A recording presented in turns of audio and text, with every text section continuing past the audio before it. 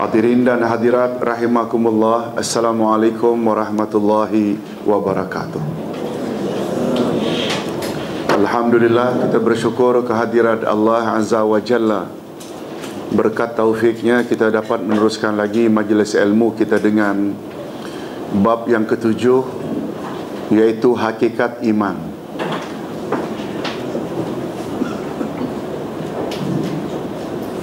Sila lihat muka surat 225.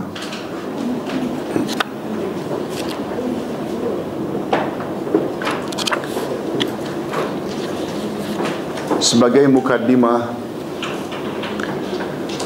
setelah kita pelajari rukun iman yang 6 satu demi satu, sejak iman kepada Allah hingga iman pada takdir. Nah, sekarang kita ingin lihat dari dekat apa itu hakikat iman. Hadirin dan hadirat, hakikat maknanya perkara yang sebenarnya. Dari kata al-haq, benar. Itu sebabnya dalam buku yang Ustaz pernah sebut dan pernah tulis, hakikat dua kalimah syahadat. Maknanya tinjauan yang lebih mendalam secara hakiki. Apa itu dua kalimah syahadat? Sungguh banyak dari orang-orang kita, bila disebut dua kalimah syahadat hanya ucap.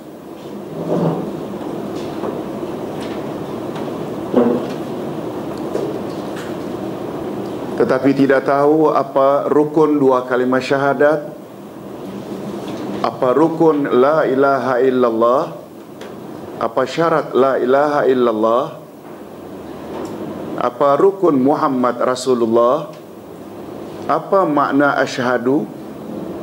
Bukan setakat aku naik saksi, tapi ada 5 lagi makna asyhadu. Apa perkara yang boleh membatalkan dua kalimah syahadat? Pembahasan itu semua dipanggil dengan hakikat dua kalimah syahadat.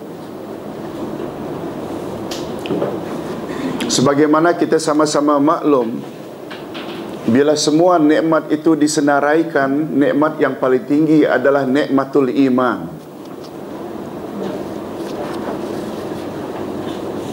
Dengan iman, seseorang layak masuk syurga. Tapi iman yang bagaimana? Ini yang kita maksudkan dengan hakikat iman. Kita teruskan dengan membaca bab ketujuh, hakikat iman. Apakah hakikat iman yang sebenarnya? Apakah sudah memenuhi makna iman hanya ucapan lisan, lalu dibenarkan oleh hati? Ataukah juga mesti diikuti dengan amalan atau pelaksanaannya dengan anggota? Dalam hal ini, dari kalangan ulama akidah Ahlus Sunnah wal Jamaah terdapat 2 pendapat. Yang utama, pendapat pertama, iman adalah suatu nama yang mencakupi 3 unsur. Yang mencakupi berapa unsur? 3. Pertama, ikrar atau ucapan dengan lisan. Yang kedua, tasdik, yaitu membenarkan dengan hati. Yang ketiga, amal atau melaksanakan dengan anggota. Pendapat inilah yang dijadikan pegangan kebanyakan Ahlus Sunnah wal Jamaah. Oleh sebab itu, ulama telah menetapkan rukun 2 kalimah syahadat ada 3. Baru kita dikatakan telah beriman. Apa dia 3 itu? Ucap 2 kalimah syahadat dengan lidah. Yang kedua, tasdik. Apa makna tasdik? Benarkan dengan hati tanpa ragu Allah saja yang layak dan berhak disembah, dan Muhammad itu Rasulullah. Dan masih tergantung lagi, ada satu lagi yang ketiga, yaitu amalkan tuntutan 2 kalimah syahadat dalam kehidupan sehari-hari. Nah, adapun pendapat yang kedua,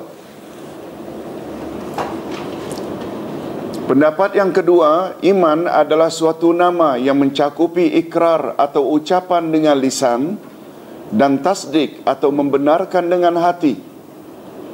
Sedangkan amal dengan anggota tidak termasuk ke dalam makna iman.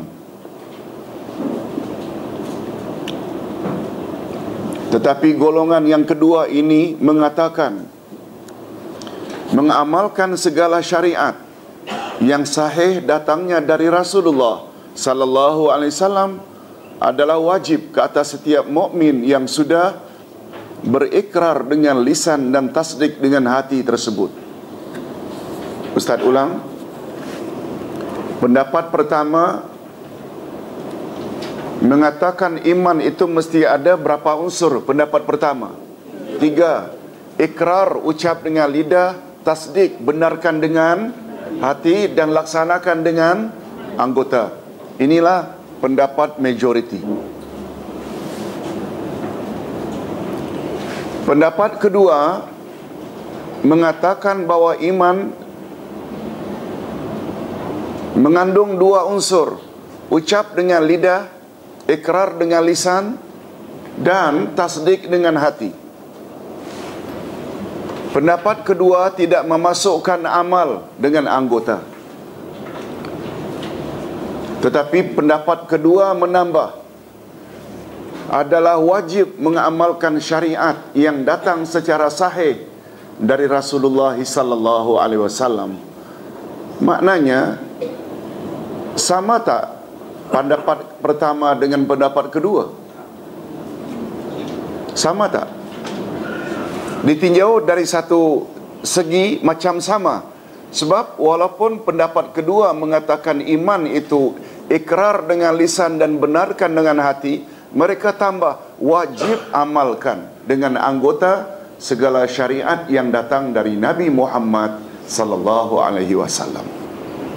Cuma bezanya mereka tidak memasukkan amal dalam definisi iman. Okey, kita jelaskan 2 pendapat ini. Jika kedua-dua pendapat di atas kita sesuaikan dengan kehendak Al-Quran dan Sunnah Nabi sallallahu alaihi wasallam, maka pendapat pertama adalah lebih tepat dan lebih kuat. Pendapat pertama tadi menyebut iman itu mesti terdiri dari berapa unsur? 3. Itu pendapat yang lebih kuat.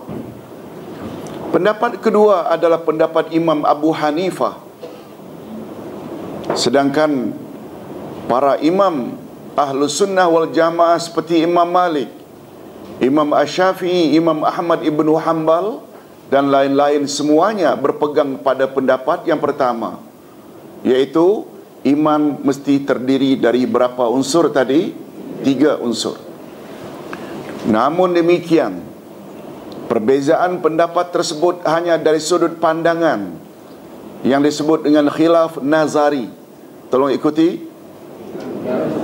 Khilaf nazari maknanya perbedaan pandangan sahaja. Ia tidak melibatkan kepada kesan amalan. Sebab walaupun puak kedua tidak memasukkan amal sebagai sebahagian dari iman, namun mereka tetap berpendapat wajib mengamalkan syariat yang sahih datangnya dari Rasulullah sallallahu alaihi wasallam.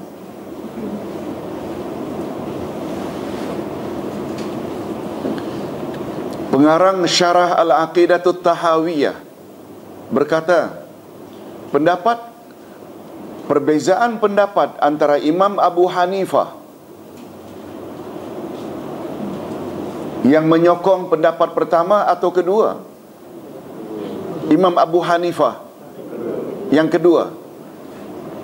Perbezaan pendapat antara Imam Abu Hanifah yang berpegang pada pendapat kedua dan imam-imam yang lain dari kalangan Ahlus Sunnah wal Jamaah yang berpendapat dengan pendapat pertama perbezaan pandangan atau khilaf suri atau perbezaan istilah sahaja.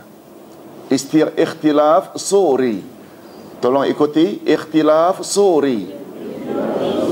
Khilaf nazari. Tadi kita sebut khilaf nazari. Yang kedua ikhtilaf suri. Maknanya hampir sama, iaitu perbezaan istilah sahaja.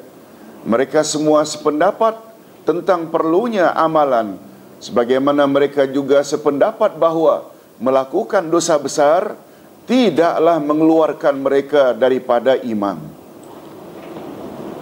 Ustaz ulang.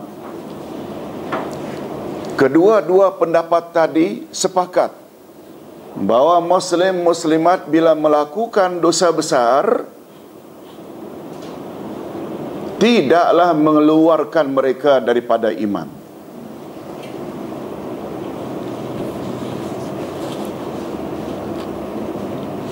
Umpamanya Muslim bila minum arak, dengan minum arak, dan minum arak itu dosa, dan dengan minum arak keluar dari iman menjadi kafir atau belum? Belum, itu maksudnya.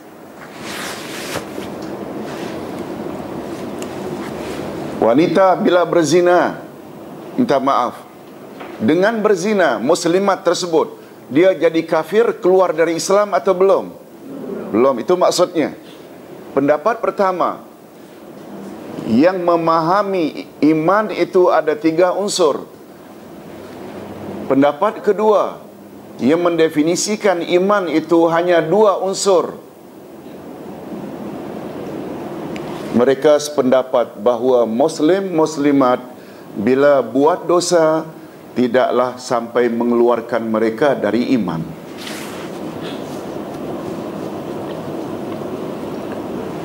Ustaz ditanya malam tadi oleh seseorang jemaah, Ustaz, saya tanya bagi pihak, rakan saya punya menantu Mak Saleh, orang putih, dah 4 anaknya, tapi dia tidak praktis Islam, Ustaz. Jadi maknya perempuan, mak perempuan serba salah. Apa hukumnya pergaulan dengan suami yang tidak salat, yang seluar pendek?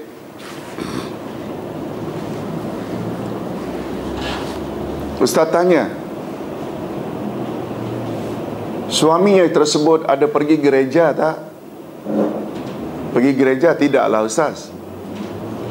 Dia pernah tak isytiharkan keluar dari Islam? Tidak, Ustaz.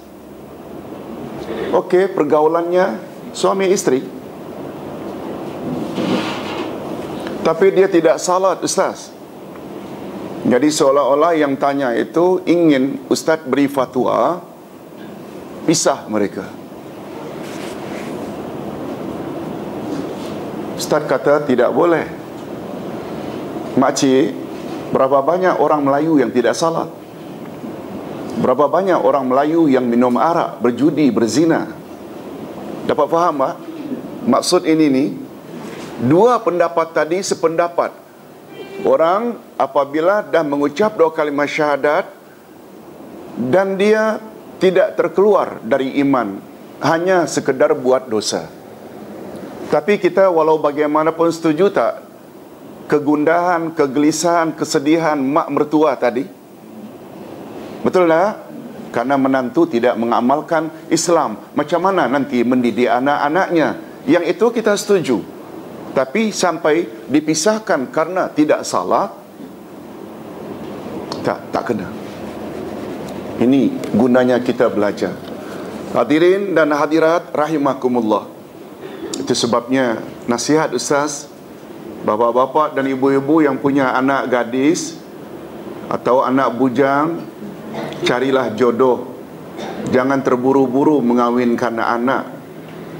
Nabi Muhammad sallallahu alaihi wasallam pernah bersabda, tungkahum ra'ah li arba', wanita dikawini atas 4 sebab: kejelitaannya, apa lagi,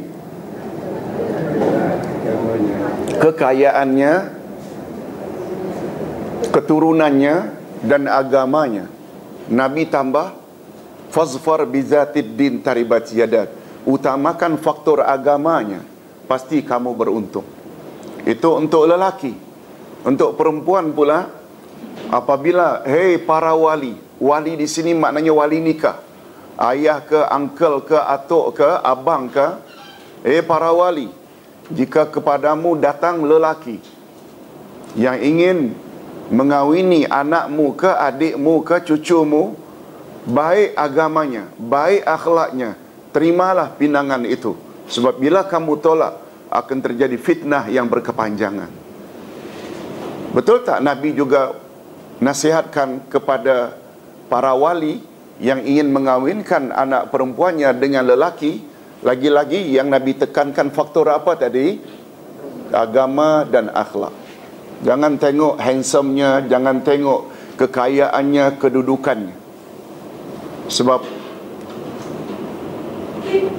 di dalam kitab Dr. Abdullah Nasih Alwani, iaitu Tarbiyatul Aulad fi Islam, mendidik anak-anak dalam Islam, ketika beliau mengulas bagaimana cara mendidik anak-anak dalam Islam, pertama-tama beliau letak pertama sekali ketika memilih jodoh.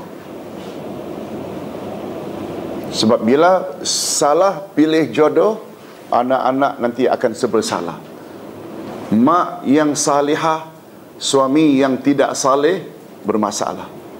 Atau sebaliknya, suami yang saleh, mak tidak salihah, akan susah nanti nak mendidik anak-anak. Hadirin dan hadirat rahimakumullah, kita teruskan. Mereka semua sependapat tentang perlunya amalan, sebagaimana mereka juga sependapat bahawa melakukan dosa besar. Ustaz ulang, kedua-dua pendapat tadi berpendapat perlu tak kepada amalan? Perlu tak? Perlu. Cuma pendapat pertama memasukkan amal salah satu unsur iman.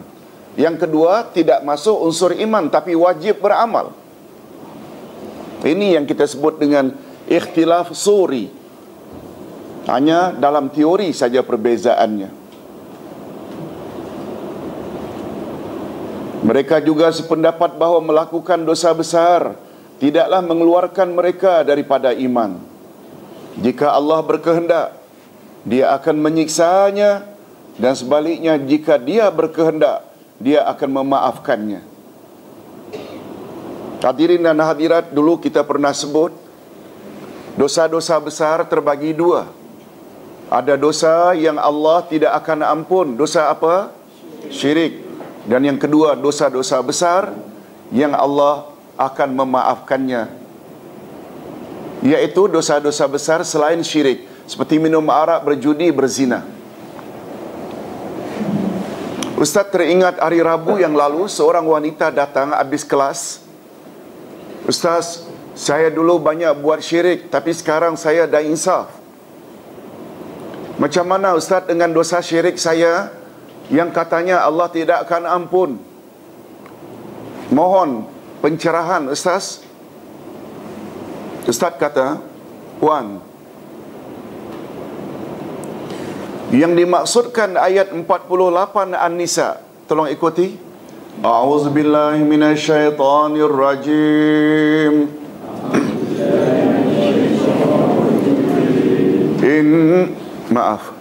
Innallaha la yaghfiru ay yushraka bih wa yaghfiru ma duna zalik liman yasha. Sesungguhnya Allah tidak akan ampun dosa syirik, dan Allah akan ampun dosa selain itu bagi orang-orang yang Dia kehendaki. Betul tak? Dalam ayat itu Allah menyatakan Allah tidak akan ampun dosa syirik. Betul? Cuma maknanya kata ulama tafsir, bila dia mati dalam syirik yang dia sebelum mati tak sempat tobat daripadanya, sehingga jumpa Allah di akhirat dalam keadaan syirik, orang macam ini yang Allah tidak akan ampun.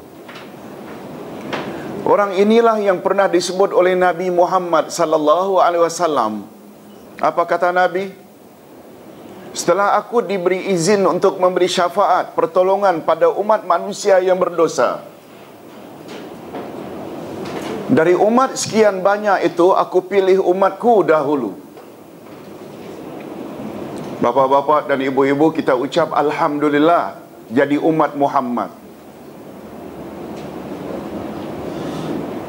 Karena Nabi Muhammad sallallahu alaihi wasallam beri keutamaan, beri prioriti dari semua umat, umat Nuh, umat Ibrahim, umat Musa, umat Isa, umatnya dahulu yang dia akan beri pertolongan yang dipanggil dengan syafaat. Tapi jangan lekas gembira, hadisnya belum selesai. Dari kalangan umatku, aku saring lagi, aku tapis lagi umatku yang tidak terlibat syirik saja yang layak mendapat syafaatku. Sebab hadirin dan hadirat, nanti pada buku 2 kita akan belajar syarat syafaat di akhirat. Apa makna syafaat? Pertolongan. Syaratnya baru berlaku di akhirat ada 2. Pertama, izin Allah. Yang kedua, reda Allah. Yang pertama apa?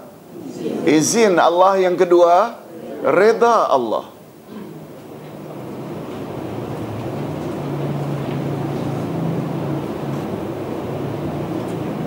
Nabi Muhammad sallallahu alaihi wasallam termasuk tak orang yang confirm mendapat izin dari Allah di akhirat nanti? Yes, itu dalam akidah kita. Beliaulah orang yang akan mendapat izin untuk memberi syafaat uzma. Uzma maknanya agung. Syafaat uzma, syafaat yang paling agung, yang rasul-rasul lain tak dapat memberi syafaat, Nabi Muhammad diberi oleh Allah kelebihan itu.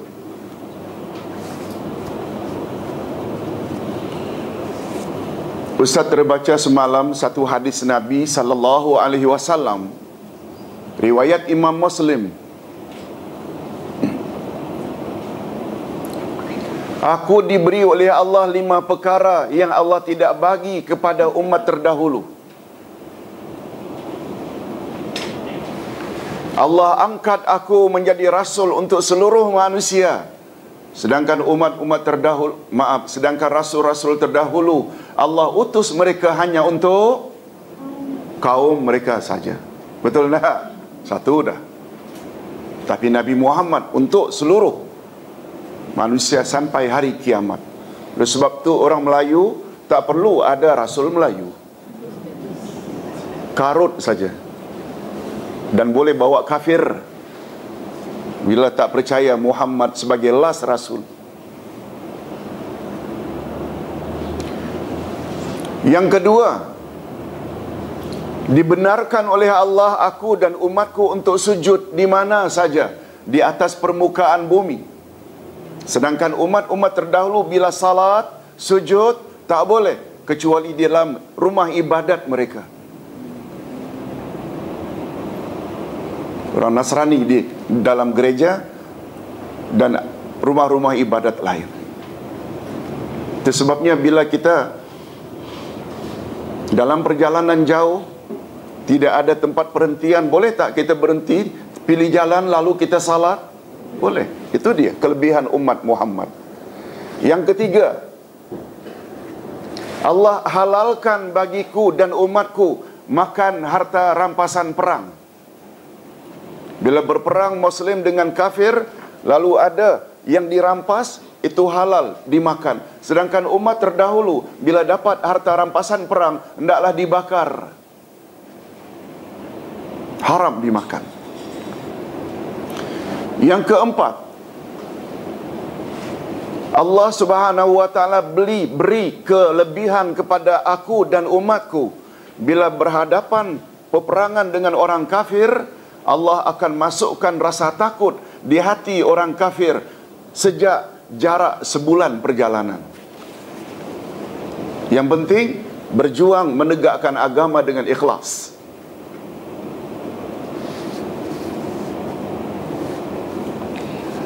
Dan yang terakhir, yang kelima,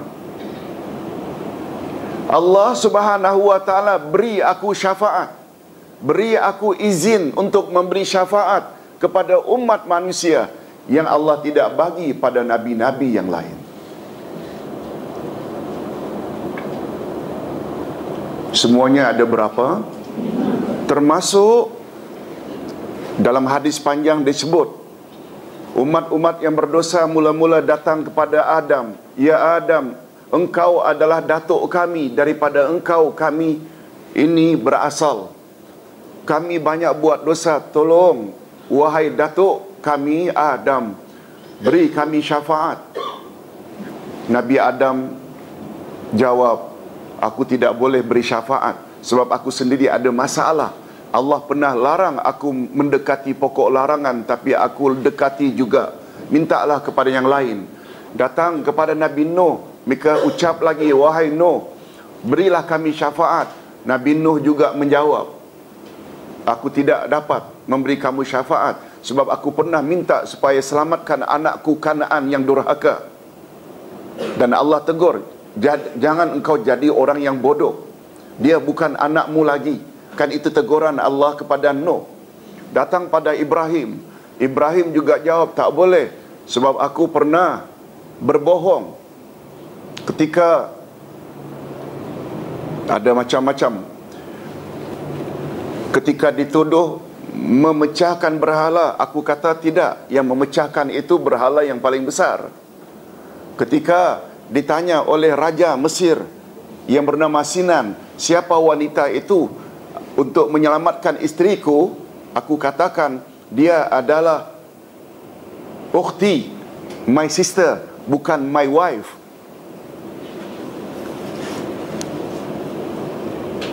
Ustaz teringat 4 hari yang lalu ada seorang bertanya, Ustaz, nampaknya sedih.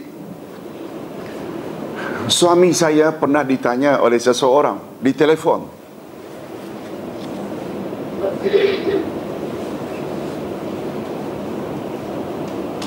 minta maklumat tentang diri saya.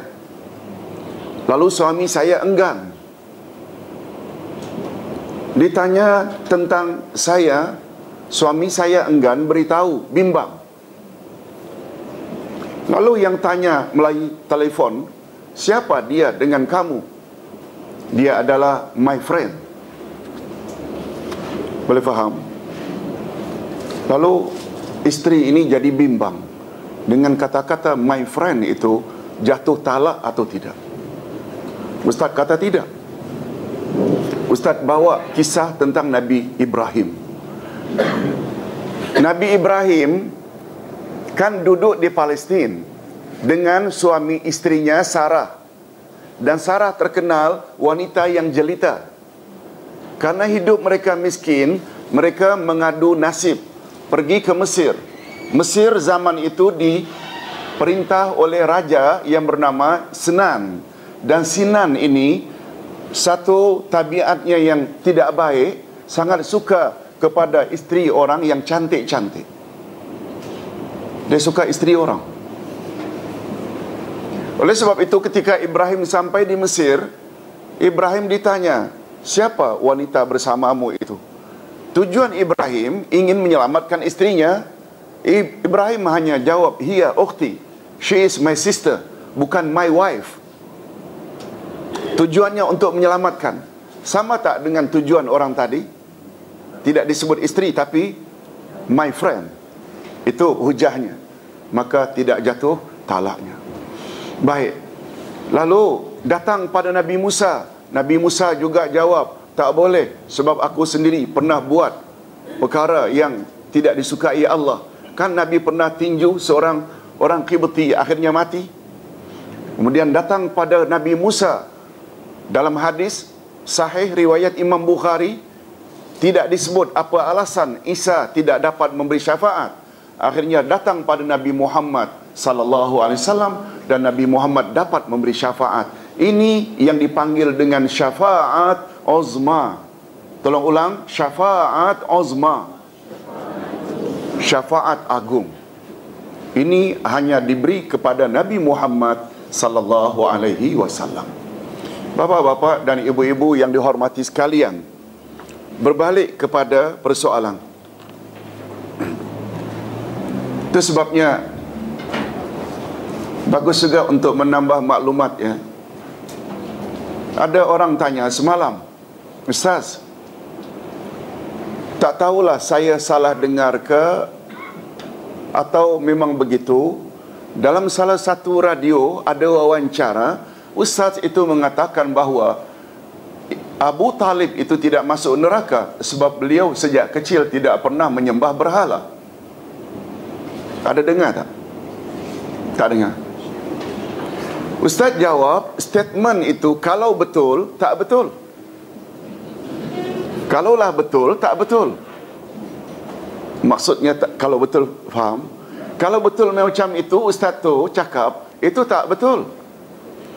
Sebab Nabi Muhammad sallallahu alaihi wasallam, beliau ada namanya syafaat khasah. Syafaat khas. Ustaz ulang sekali lagi. Syarat syafaat ada berapa tadi? 2. Pertama, izin. Yang kedua, reda. Mudahnya macam ini. A, B, C. A, pihak Allah. B, pihak Nabi Muhammad. C, pihak umat. Siapa yang memerlukan pertolongan? A, B, C? C. Daripada siapa? B. B tidak boleh tolong C kecuali memenuhi 2 syarat. B mesti dapat izin dari A. Betul tak? Setelah A izinkan B memberi syafaat C, B tidak boleh tolong C kecuali C mendapat reda dari A. Boleh faham? ABC ni ingat air batu campur.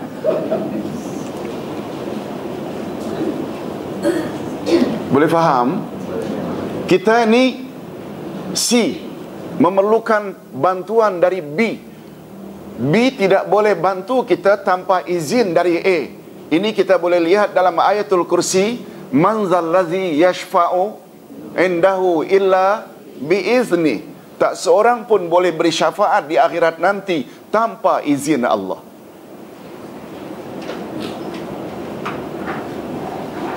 Oleh sebab itu, Nabi Muhammad sallallahu alaihi wasallam tadi sebut, apa kata Nabi?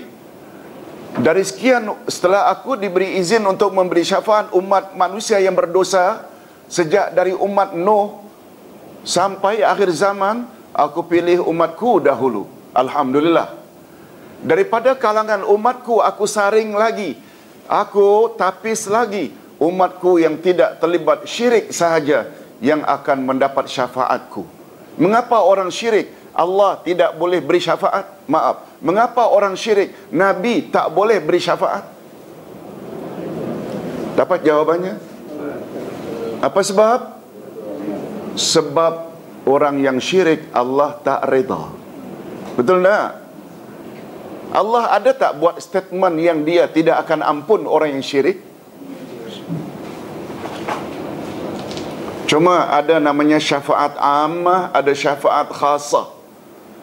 Nah, syafaat khasah ini, walaupun orang itu tidak diredai Allah, tapi Nabi Muhammad secara khas diberi oleh Allah kuasa, izin untuk memberi syafaat pamannya Abu Talib. Ini yang Ustaz sebut tadi. Dalam satu hadis sahih, Rasulullah sallallahu alaihi wasallam bersabda, setelah aku diberi Allah izin untuk memberi syafaat, antara lain orang yang aku beri syafaat adalah pamanku Abu Talib. Siapa? Abu Talib.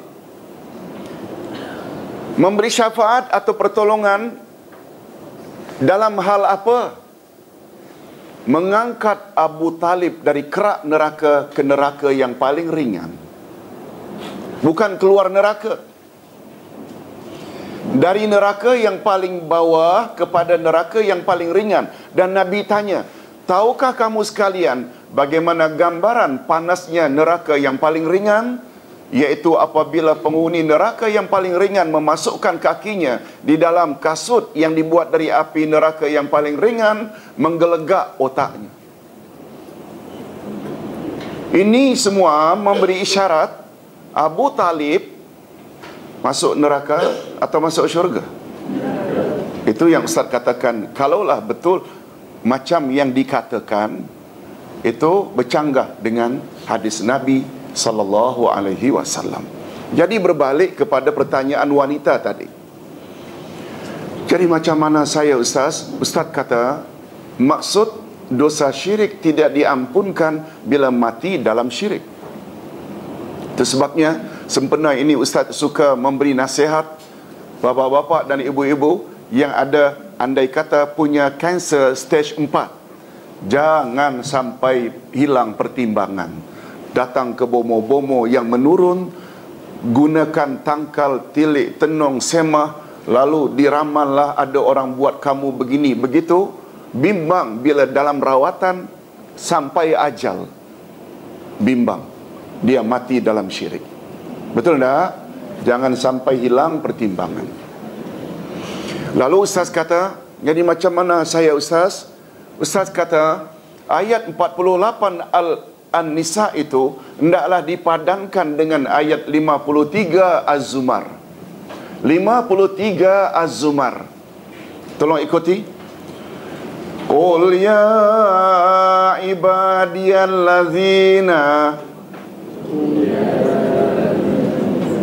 Qul ya ibadiyallazina asrafu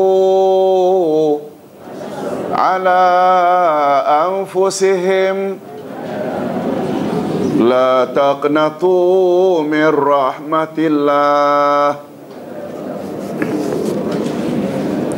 innallaha yaghfiruz dzunuba jami'a.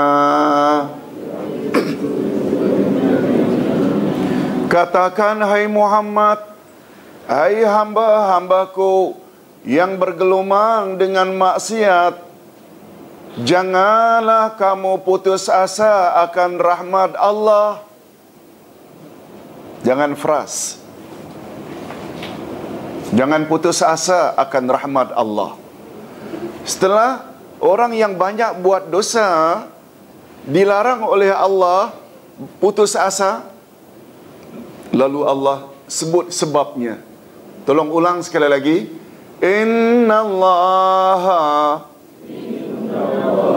yaghfiruz dzunuba jami'a. Karena sesungguhnya Allah bersedia mengampunkan semua dosa. Kata ulama tafsir dan ulama akidah, semua dosa di sini termasuk syirik. Asalkan kita minta ampun selagi hidup. Boleh faham maksud saya? Minta ampun atau tobat dengan tobat apa namanya? Nasuha. Di sini kehebatan umat Nabi Muhammad sallallahu alaihi wasallam berbeza dengan umat Nabi Musa. Tahu bapa-bapa dan ibu-ibu, di zaman Nabi Musa siapa buat syirik, Allah tidak ampun dosanya itu walaupun tobat, kecuali dengan bunuh diri.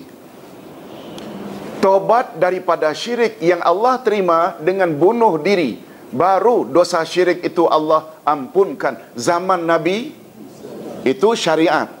Syariat tobat dari syirik zaman Nabi Musa bunuh diri. Tapi umat Nabi Muhammad sallallahu alaihi wasallam cukup tobat nasuha dengan memenuhi 3 syarat. Masih ingat syarat pertama? Tinggalkan syirik serta merta. Yang kedua apa dia? sesal, menyesali karena dulu jahil, ikut nafsu. Dan yang ketiga apa dia? Azam, tekad yang kuat dan berjanji tidak akan ulang lagi. Jangan bunuh diri. Itu bukan syariat kita, itu syariat Nabi Musa.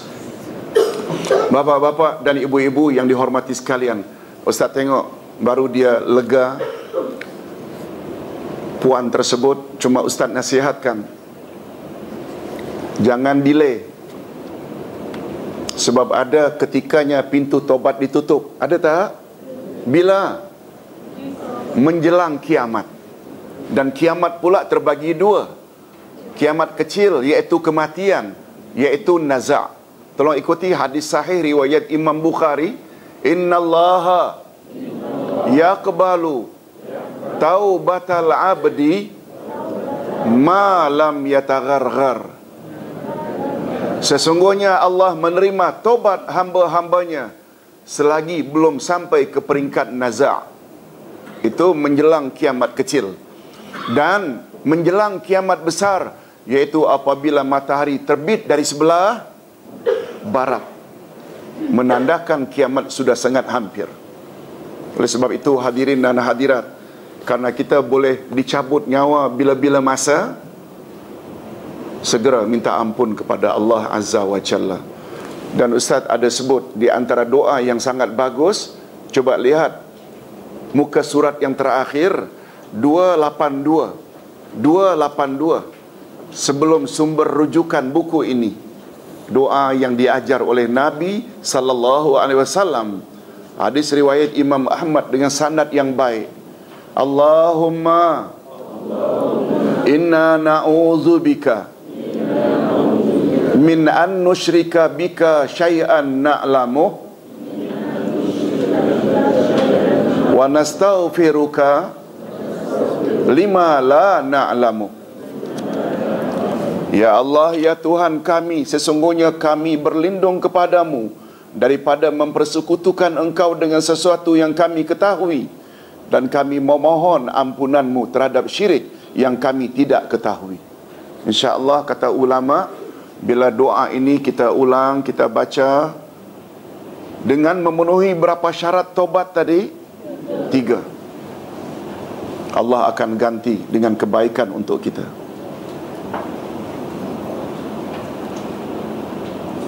Allah berfirman pada ayat 8 dari surat At-Tahrim. Surat At-Tahrim ayat 8. Tolong ikuti. Ya ayyuhallazina amanu tubu ilallahi taubatan nasuha asa rabbukum an yukaffira ankum sayiatikum wa yudkhilakum jannatin tajri min tahtihal anhar. Hei orang-orang yang beriman, bertobatlah kamu kepada Allah dengan tobat nasuha.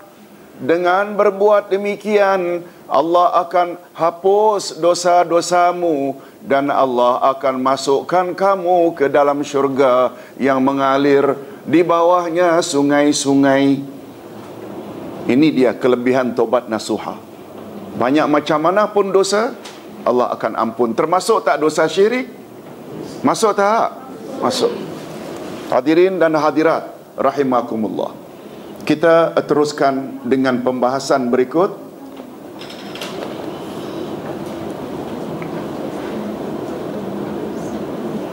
Sebabnya ialah, Ustaz ulang, mereka semua sependapat tentang perlunya amalan sebagaimana mereka juga sependapat bahawa melakukan dosa besar tidaklah mengeluarkan mereka daripada iman. Jika Allah berkehendak, Dia akan menyiksanya, dan sebaliknya, jika Dia berkehendak, Dia akan memaafkannya. Sebabnya ialah, bagi puak yang mengatakan bahawa amalan anggota termasuk daripada iman, mereka tidak menyamakan kedudukan amal anggota seperti kedudukan ikrar dengan lisan dan tasdik dengan hati. Ini perlu penjelasan. Pendapat yang pertama tadi mengatakan hakikat iman itu mesti ada berapa unsur? 3. Pertama, ikrar dengan lisan. Yang kedua, tasdik dengan hati. Yang ketiga, amal dengan anggota.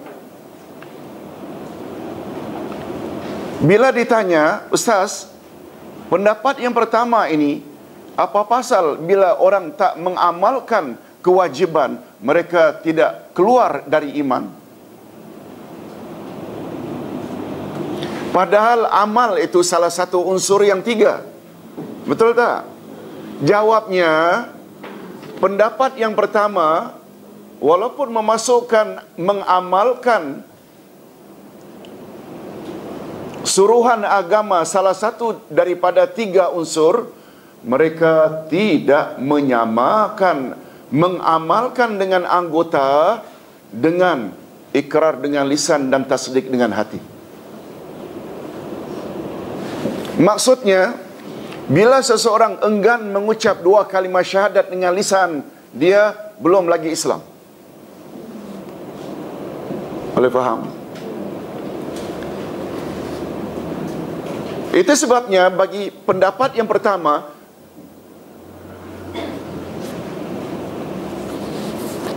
seseorang yang apabila sudah mengucap 2 kalimah syahadat,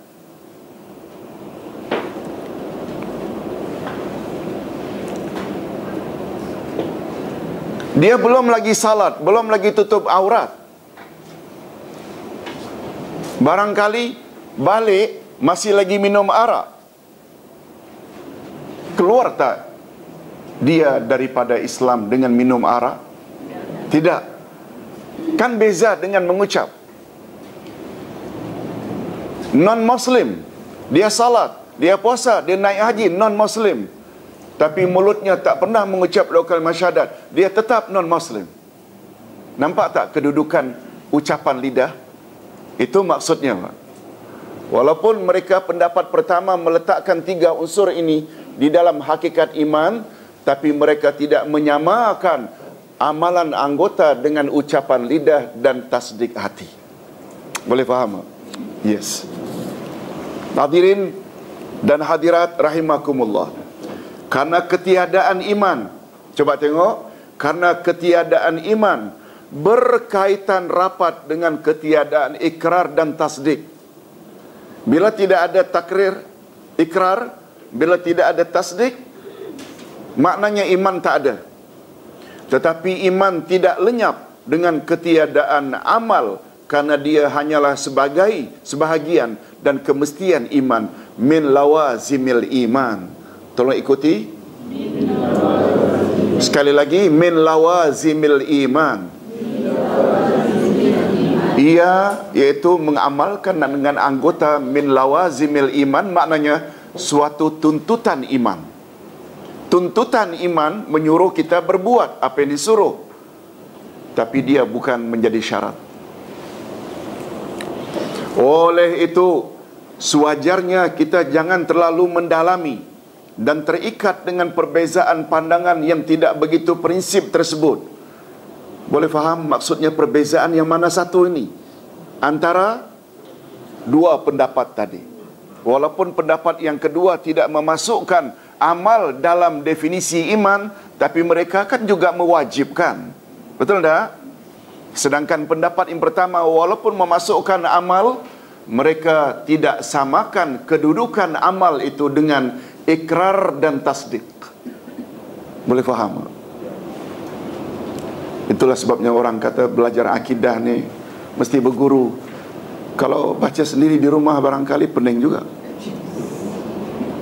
Tidakkah? Alhamdulillah, cerdik belaka ni audience kita. Tapi betul tak dengan penjelasan itu kita boleh lebih faham? Hadirin dan hadirat, oleh itu sewajarnya kita jangan terlalu mendalami dan terikat dengan perbezaan pandangan yang tidak begitu prinsip tersebut. Malahan yang paling penting untuk kita ketahui ialah beberapa kriteria atau ukuran yang disepakati oleh dua pandangan di atas tentang siapakah yang layak dimasukkan ke dalam makna iman dan siapa pula yang tidak layak. Ini yang mustahak. Dalam hal ini ada beberapa poin, iaitu 6 poin penting untuk kita habiskan pada malam ini insya-Allah. Yang pertama, semua Ahlus Sunnah wal Jamaah sepakat bahawa tidak termasuk dalam nama iman orang yang berikrar dengan lisannya secara zahir tetapi ia mendustakannya dengan hatinya.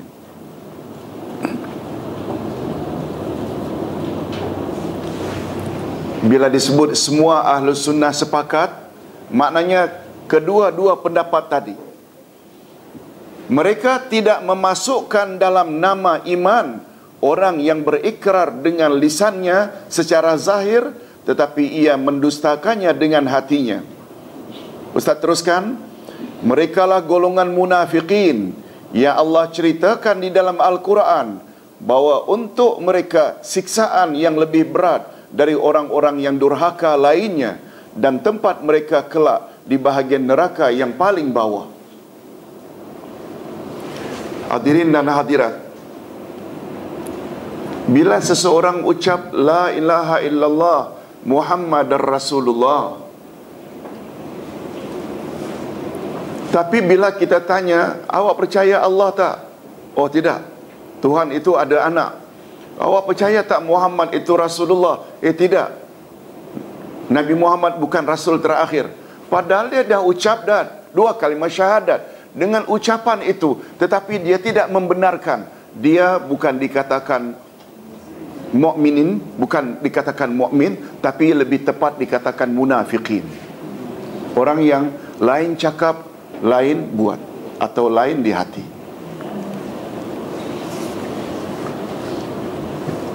Yang kedua, mereka juga sepakat bahawa pengakuan atau pengetahuan makrifat dengan hati saja tidak mencukupi untuk mendapati iman. Dengan hanya ilmu makrifat tidak cukup untuk mendapati iman. Makrifat dengan hati mestilah diikuti dengan ikrar lisan. Yang pertama tadi, perasan tak? Ikrar saja tanpa tasdik. Betul tak, Pak? Yang kedua, tasdik dengan hati tanpa ikrar lisan juga tidak ada gunanya. Karena, nih dalilnya, karena Fir'aun dan kaumnya juga mengetahui akan kebenaran Nabi Musa dan Nabi Harun, tetapi mereka tetap kufur. Allah Subhanahu wa taala menjelaskan hakikat ini. Tolong ikuti. Qala laqad alimta ma anzala haula'i illa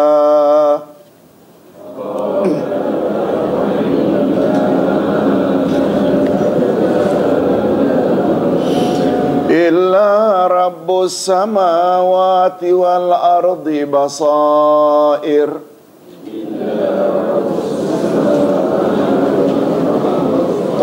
Wa inni la azunnuka ya Fir'aunu masbura.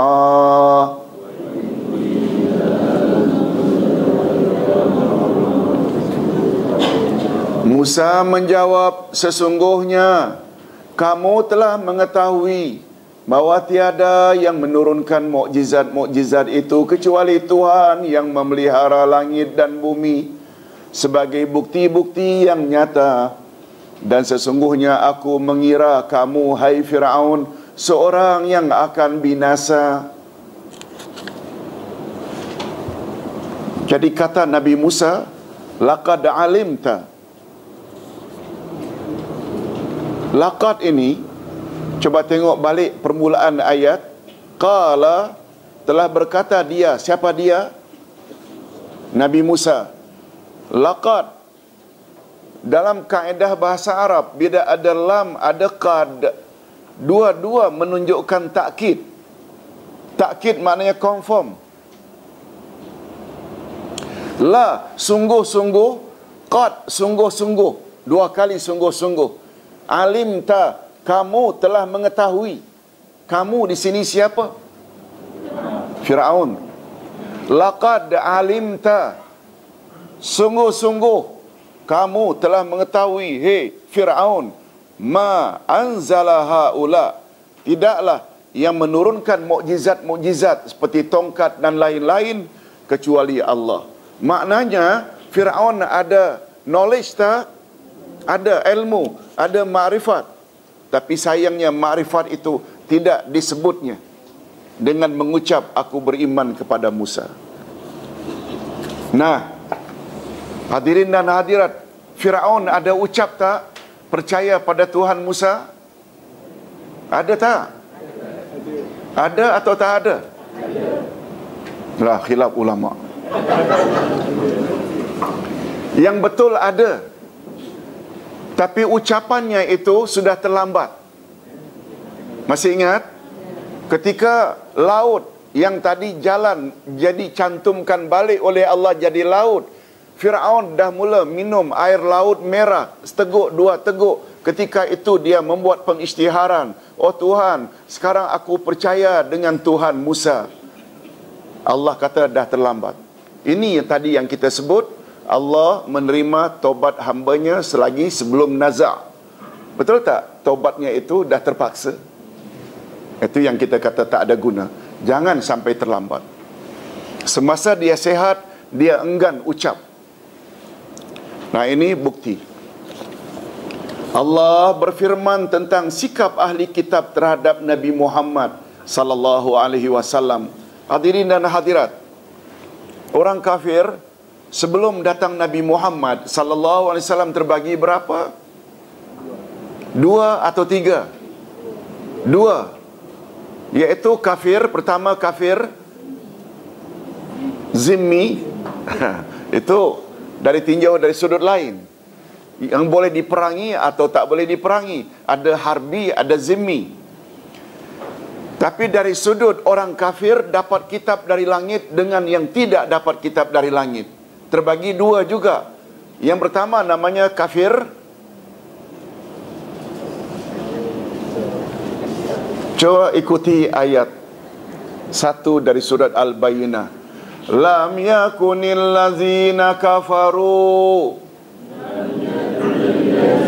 min ahlil kitabi wal musyrikin. Maknanya ada berapa orang kafir? 2, ahli kitab dan musyrikin. Ahli kitab yang dapat kitab dari langit, termasuk tak Yahudi dan Nasrani? Termasuk tak orang Islam? Jangan tertipu.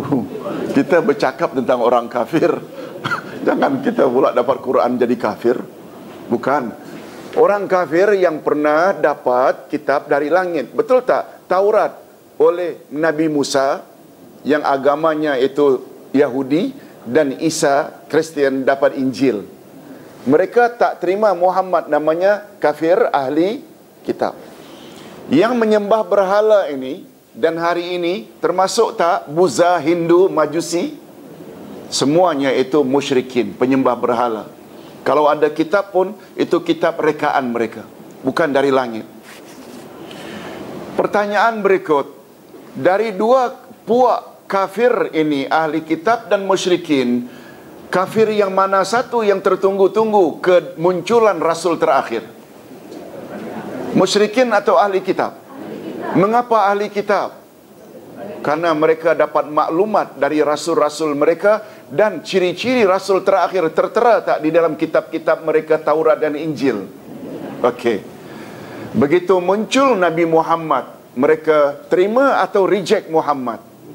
Maknanya mereka reject. Mereka tahu tak Muhammad itu Rasul sebenar? Nah, ini dia. Mereka ada makrifat, tapi mereka enggan ucap Muhammad Rasulullah. Boleh faham? Ini semua dalil-dalil untuk menguatkan bahawa tasdik tanpa ikrar tak dikatakan iman. Tolong ikuti ayatnya. Allazina atainahumul kitaba ya'rifuna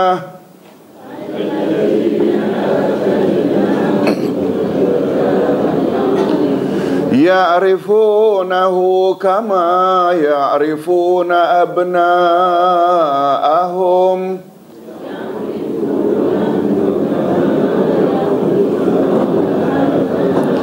Alladzina khasiru anfusahum fahum la yu'minun.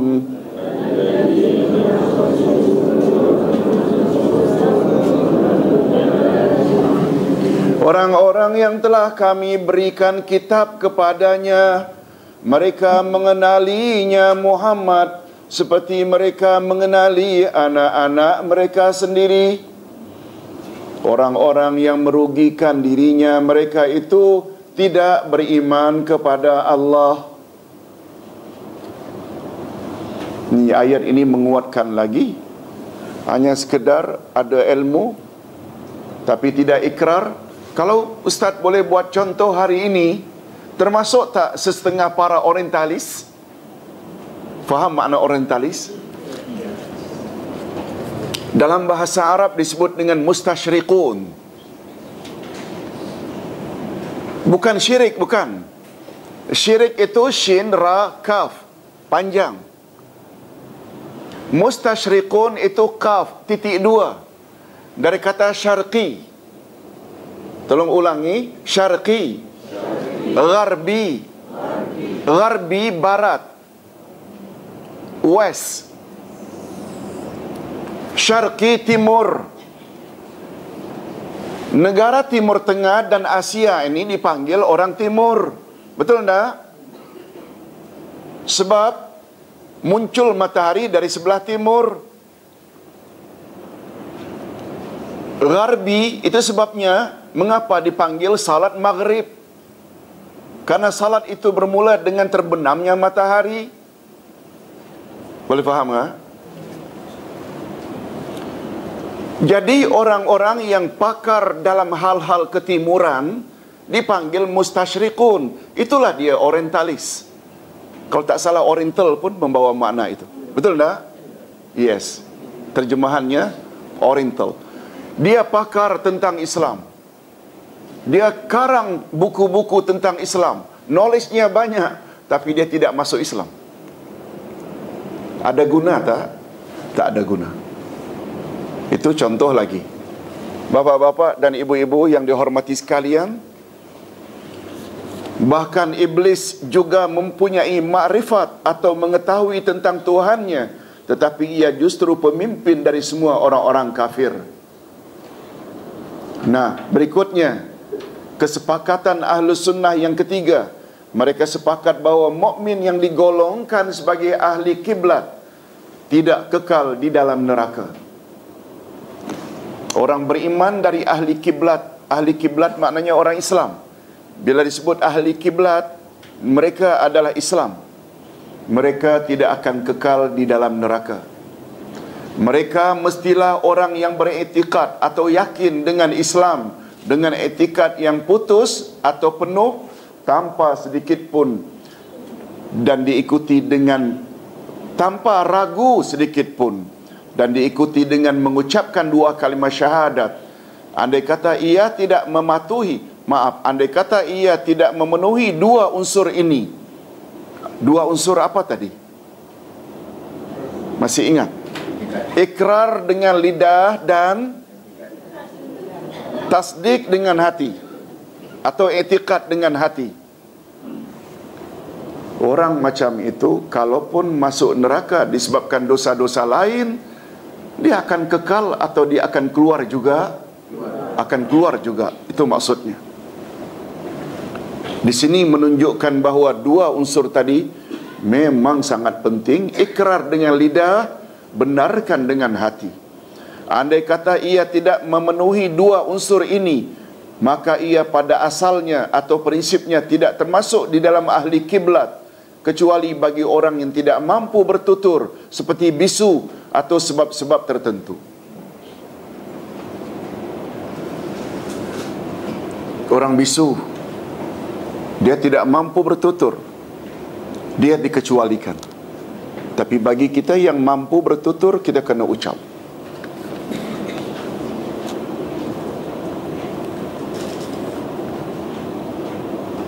Itu sebabnya hadirin dan hadirat, andai kata kita senantiasa diawasi oleh orang kafir untuk dibunuh bila mengucap, kita boleh tak mengucap secara perlahan? Boleh tak? Boleh. Allah Maha Pendengar. Kemudian benarkan dalam hati. Oleh sebab itu, terdapat tak orang-orang yang kita anggap pada zahirnya kafir, sebenarnya dia di akhirat sudah Islam di sisi Allah Azza wa Jalla? Ada tak kemungkinan? Ada. Ada kemungkinan.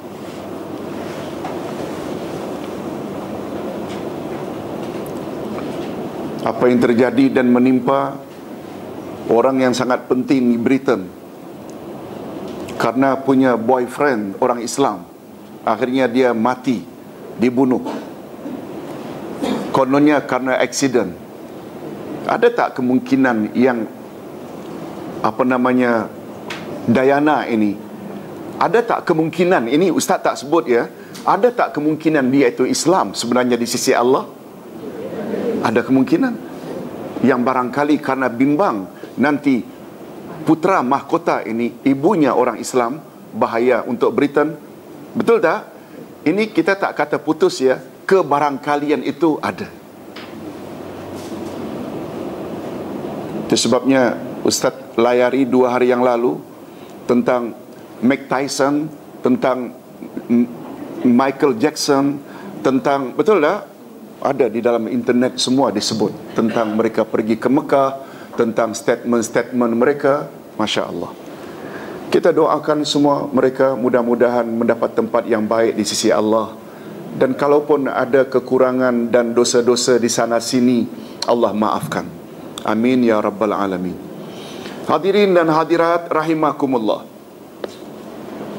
Yang keempat, mereka juga sepakat bahawa seseorang yang sudah berikrar dengan lisannya dan tasdik dengan hatinya, tetapi ia enggan beramal dengan anggotanya, maka ia adalah termasuk ke dalam golongan mukminin yang melakukan maksiat terhadap Allah dan Rasulnya, dan ia layak mendapat ancaman siksaan daripada Allah sebagaimana yang dijelaskannya di dalam kitabnya dan hadisnya.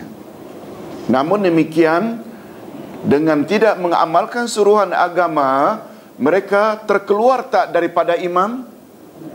Nah, kita dah sebut tadi, tidak terkeluar daripada iman.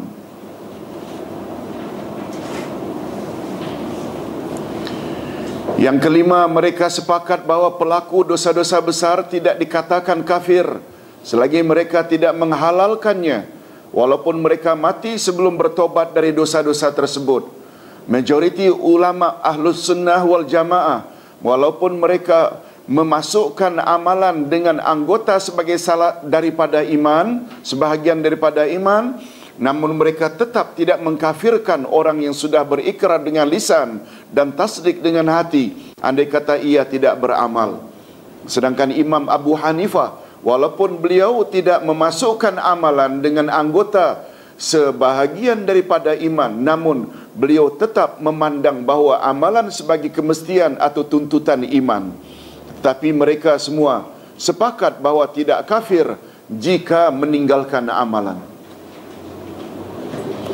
Yang keenam, Ahlus Sunnah wal Jamaah tidak berbeza pendapat bahawa hikmah iman, iaitu ikrar dengan lisan dan tasdik dengan hati serta amalan dengan anggota, hanyalah jika dipandang dari sisi Allah dan kelayakan memasukkan syurga serta tidak kekal dalam neraka. Ustaz ulang, ini mustahak. Yang keenam, Ahlus Sunnah wal Jamaah tidak berbeza pendapat bahawa hakikat iman ialah ikrar dengan lisan dan tasdik dengan hati serta amalan dengan anggota. Hanyalah ketiga-tiga itu mesti ada, hanyalah jika ia dipandang dari sisi Allah dan kelayakan memasuki syurga serta tidak kekal dalam neraka. Boleh faham? Tadi masuk syurga itu tidak kekal dalam neraka.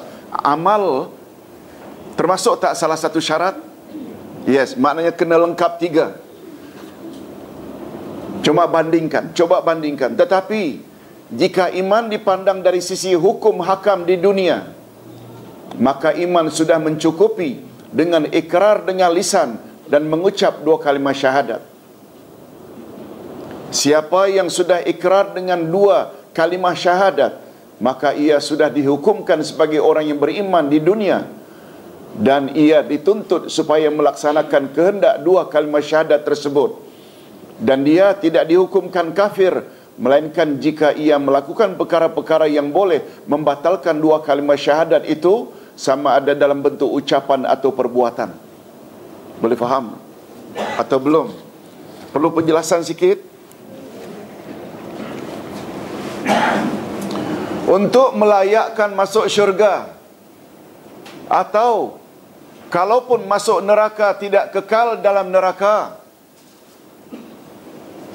orang tersebut mesti buat ketiga-tiganya. Ikrar dengan lidah, tasdik dengan hati, laksanakan dengan anggota, untuk melayakkan masuk syurga dan tidak kekal dalam neraka. Kalau masuk neraka pun tidak abadi.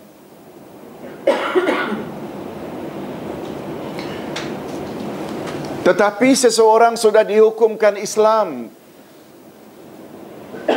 menurut hukum di dunia, cukup dengan mengucap 2 kalimah syahadat.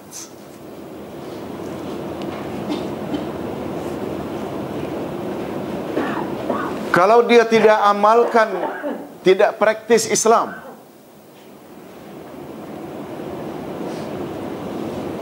kafir tak dia? Tidak. Syarat kedua, tasdik dalam hati. Betul tak? Tak seorang pun mampu mengetahui apa yang ada dalam hati.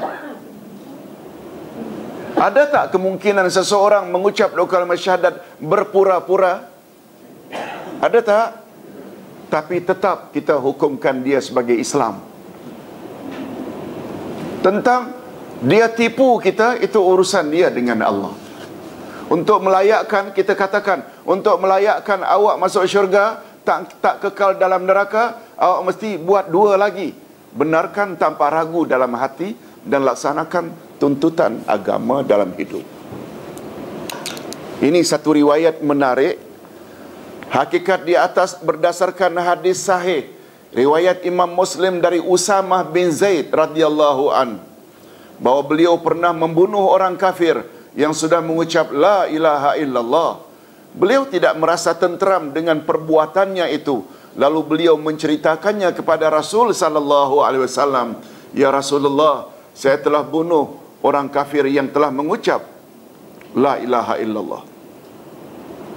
Ceritanya begini. Dalam pertarungan perang antara Islam dengan kafir, Usamah, ketika orang kafir lawannya terjatuh pedangnya, Usamah akan memancung, kafir ucap la ilaha illallah. Namun Usamah terus juga pancung sampai mati. Latar belakang kisahnya macam itu. Nah, sekarang ceritanya, setelah dia bunuh kafir yang telah mengucap la ilaha illallah, jiwanya tidak tenteram.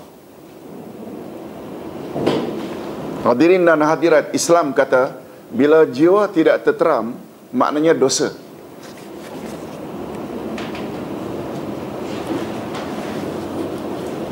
Nabi SAW bersabda,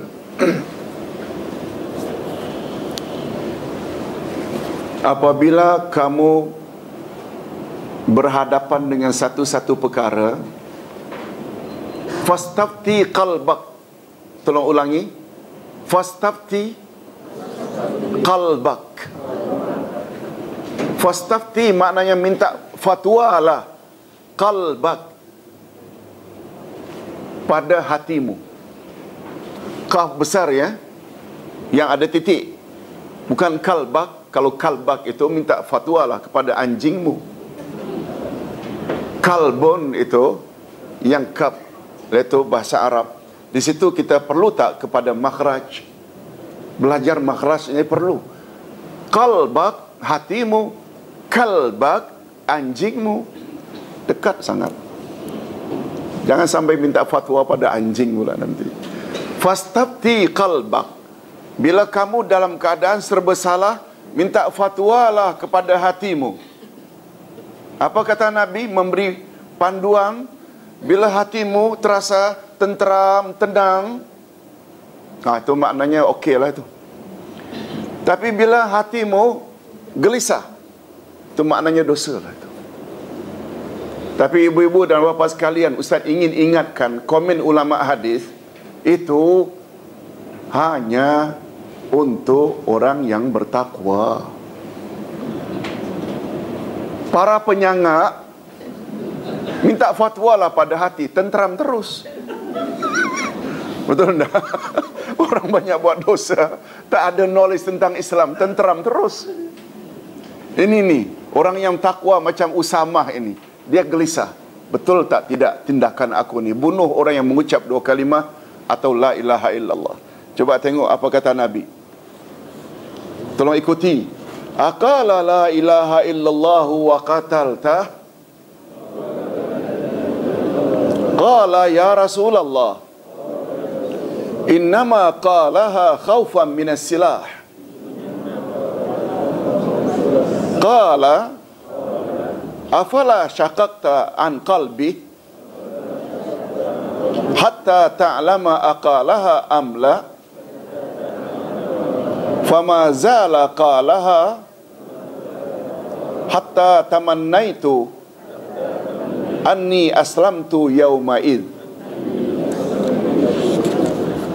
Apa kata Nabi? Adakah ia mengucap la ilaha illallah lalu kamu bunuh dia? Dengan nada marah Nabi tanya, dia dah ucap la ilaha illallah, kamu bunuh dia? Usamah menjawab, cuba tak membela diri. Ya Rasulullah, ia mengucapkannya karena takut pada senjataku. Senjata sudah diunus. Dia tahu la ilaha illallah orang mesti tak akan bunuh. Jadi Usamah menyangka, boleh tak dengan kata lain buruk sangka? Apa kata Nabi? Lalu Rasulullah bersabda, adakah engkau buka hatinya sehingga kamu tahu adakah ia mengucapkannya dengan ikhlas atau tidak? Hal syaqaqta an qalbi, apakah kau buka hatinya sehingga engkau tahu bahawa ucapannya itu palsu belaka? Berkata Usamah, Rasul sallallahu alaihi wasallam terus mengulangi sabdanya itu beberapa kali sehingga aku bercita-cita kalaulah aku memeluk Islam pada hari itu. Maknanya nampak betul bodohku. Rasulullah sampai marah macam itu. Sabda Rasul sallallahu alaihi wasallam, adakah kamu buka hatinya di atas, menunjukkan bahawa kita hanya dibenarkan atau dibebankan oleh Allah untuk mengamalkan dan menilai sesuatu berdasarkan yang zahir sahaja dan apa yang diucapkan oleh lisan. Betul tak? Apa yang ada di dalam hatinya itu bukan urusan kita. Adapun tentang hati, ia bukan urusan kita dan malahan kita tidak mampu untuk mengetahui hakikat yang sebenarnya. Hadirin dan hadirat rahimakumullah.